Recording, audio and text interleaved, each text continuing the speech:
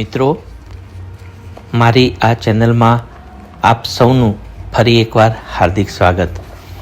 ભારત એક એવો મહાન દેશ છે જેમાં તમામ ઉત્સવો અને તહેવારોનું એક આગવું મહત્ત્વ છે. આ બધામાં નવરાત્રિ એટલે શક્તિ આરાધનાના પવિત્ર દિવસો, એનું ગુજરાતમાં એક આગવું જ મહત્ત્વ છે. ધાર્મિક માન્યતા અનુસાર મહિષાસુર નામનો રાક્ષસ ભગવાન શિવની ઉપાસના કરી અજય બની ગયો હતો. ત્રણેય લોક પર એને વિજય પ્રાપ્ત કરી લીધો. એટલે દેવતાઓએ આદિશક્તિની આરાધના કરી. દેવતાઓની ઉપાસનાથી આદિશક્તિ મા દુર્ગા રૂપે પ્રગટ થઈ મહિષાસુરનો વધ કર્યો.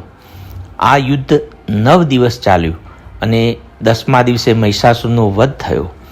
એટલે યુદ્ધના આ 9 દિવસ શક્તિ પર્વ રૂપે ઉજવાય છે.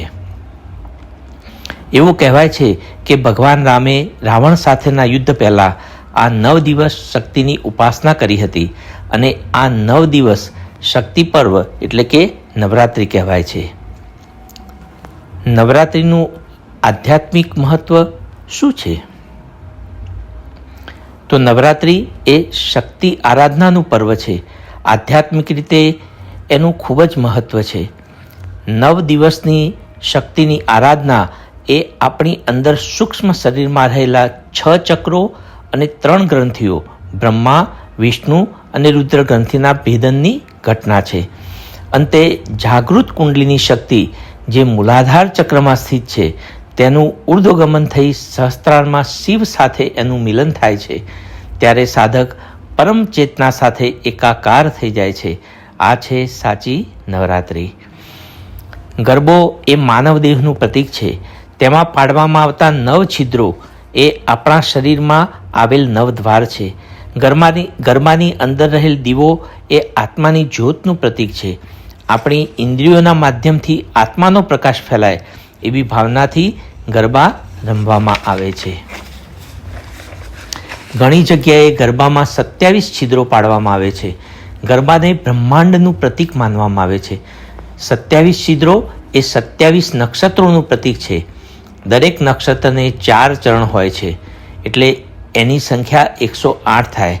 આમ ગરબાને મધ્યમાં રાખી 108 વખત ગરબે ઘૂમવાથી બ્રહ્માંડની પ્રદક્ષિણાનું પુણ્ય પ્રાપ્ત થાય છે. મા શક્તિની ઉપાસનામાં કુંભ સ્થાપન અથવા તો કળશ સ્થાપન કરવામાં આવે છે. આ કળશમાં બ્રહ્મા, વિષ્ણુ, શિવ અને દૈવી માતૃશક્તિઓનો વાસ હોય છે. નવરાત્રિના 9 દિવસ દરમિયાન પ્રથમ 3 દિવસ મા કાલી, બીજા 3 દિવસ મા લક્ષ્મી, ત્રીજા 3 દિવસ મા સરસ્વતીની પૂજાનું પણ મહત્ત્વ છે. પ્રાચીન વૈદિક પરંપરામાં નૃત્યનું મહત્ત્વ દર્શાવવામાં આવ્યું છે. એવું કહેવાય છે કે ઈશ્વરને પ્રાપ્ત કરવાના અનેક રસ્તાઓમાં એક છે નૃત્ય, અને આ નૃત્યનો એક પ્રકાર એટલે જ રાસ ગરબા.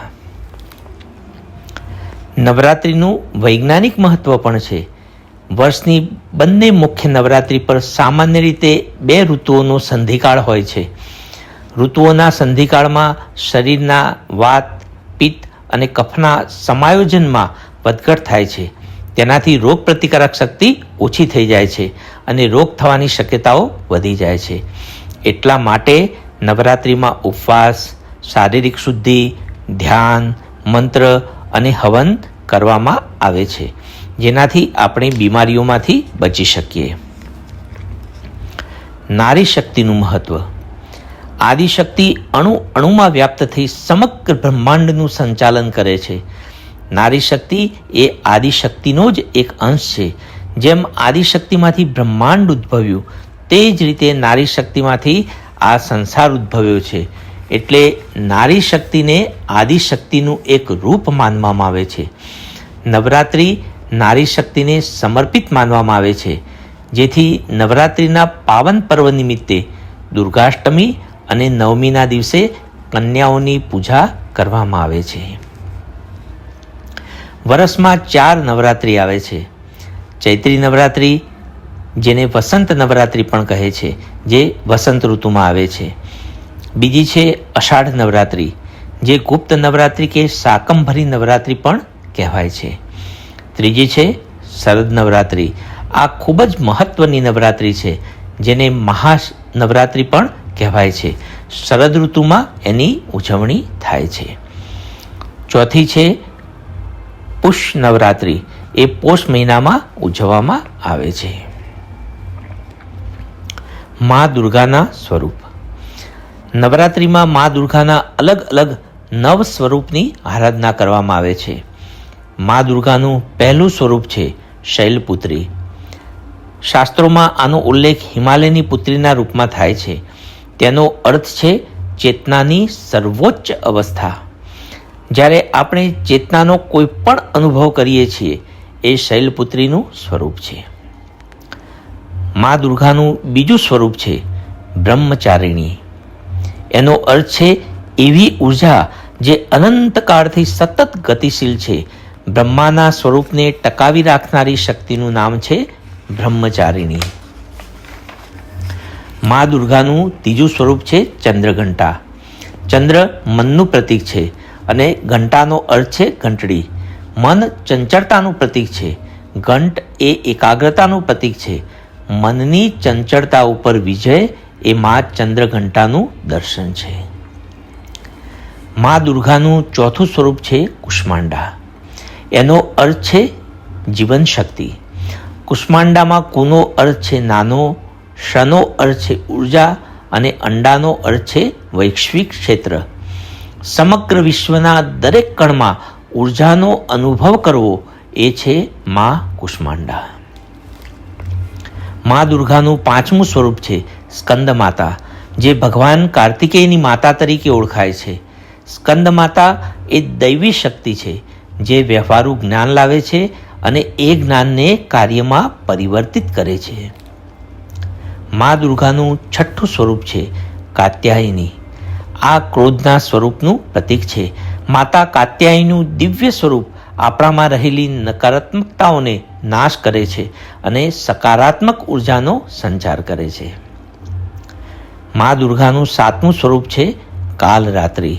આ સ્વરૂપ ખૂબ જ ભયાનક અને હિંસક છે. માતાનું આ સ્વરૂપ જ્ઞાન અને ત્યાગ પ્રદાન કરે છે. માતાનું આઠમું સ્વરૂપ છે મહાગૌરી. આ સ્વરૂપ સૌંદર્યનું સર્વોચ્ચ ઉદાહરણ છે. આ સ્વરૂપ સંપૂર્ણ દયાળુ અને તેજસ્વી છે.